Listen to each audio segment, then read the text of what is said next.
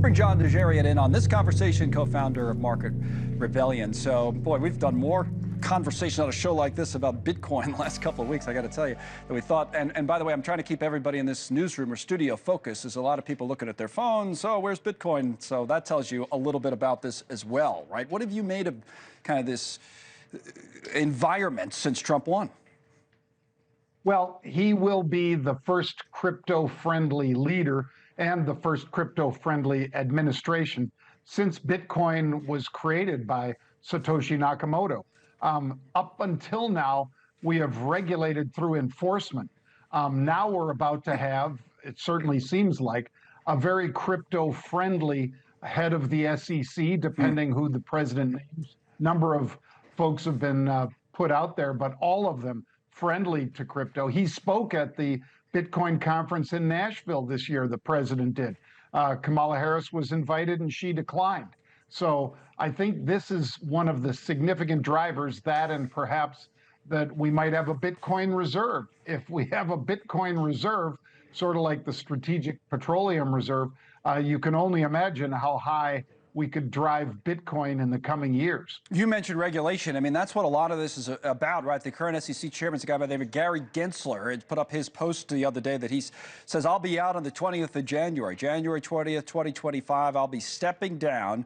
It's been an honor of a lifetime to serve on behalf of everyday Americans, ensure that the capital markets remain the best in the world. So this in the markets, right, was really well received because they know Trump's going to go in a different way, right? I mean, explain that to people who aren't following this stuff as closely. Sure. Mr. Gensler, although he taught something about digital assets, I am not a fan, by the way, of Mr. Gensler. He dragged his feet forever on an ETF, an exchange-traded fund that would have allowed people to participate that only really have stock accounts and aren't as familiar with hard wallets, software wallets, all this kind of stuff, that Bitcoin and other digital assets are part of that ecosystem. So for all the people that missed out on this tremendous run, I mean, basically a tripling in the last year of this asset, what if they said you can't trade NVIDIA, you can't trade Apple 10 years ago or whatever?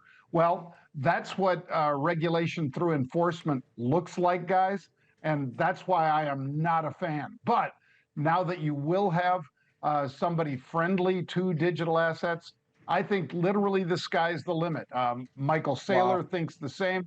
He's a lot bigger player than me, but I think sky really is the limit for these digital assets. So 100,000 is just we're just kind of pass and go there, and we keep going. It's interesting because you're right about the regulatory environment and how it's described and how maybe people looked at this and I don't know. And the other thing, just generally speaking, is that there were a lot of big names in finance who now people look at them as, oh, you're an old kind of fuddy-duddy who said this is not real. You know, those types of comments about cryptocurrencies in general, Bitcoin in particular, even that said, oh, there's nothing to this. It's going to come crashing down. And a lot of people, or some people, are still saying that. What do you say when you hear it? Well, one of them's in the dirt now. That's Charlie Munger. The other's Warren Buffett. I think they're both brilliant traders of stocks, investors in companies, but they were not just late, they completely missed this. And I don't know how you missed this technology. Blockchain technology is something that we're all going to be hearing a lot more about. But Bitcoin in particular, I own Bitcoin, I own Ethereum, I own Solana. Right. Those are the three coins that I own. And I think that we're going to see a lot of interest in these over the coming months. That's not to say that there aren't a number of others that I think will move more. I mean, Bitcoin's 99,200 as you and I are speaking right now, right, making that move to 100,000. That's just a bright, shiny object. Once we get there, I think a lot of folks will start looking at other. But what kind of moves? I get it. There's other, like you say, there's other ones. But just say Bitcoin for the sake of argument, because people know what it is or familiar with it. From 99 to what in 6 months or a year? When you say sky's the limit, what do you actually mean? I think it doubles by this time next year. Again, we have never had support from any administration, Republican or Democrat, for digital assets. Now we're about to have that. And I think that's going to drive a significant amount of institutional paper.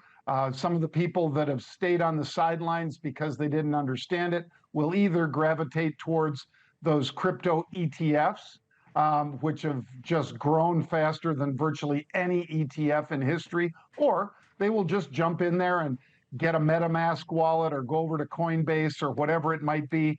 And the biggest thing beyond this that I'd throw out to everybody is a lot of the innovation was going offshore. A lot of the really smart entrepreneurs about this were going over to Zug, Switzerland, or Malta, or Dubai. And now under this administration, we will be keeping that talent here. Those are jobs in America.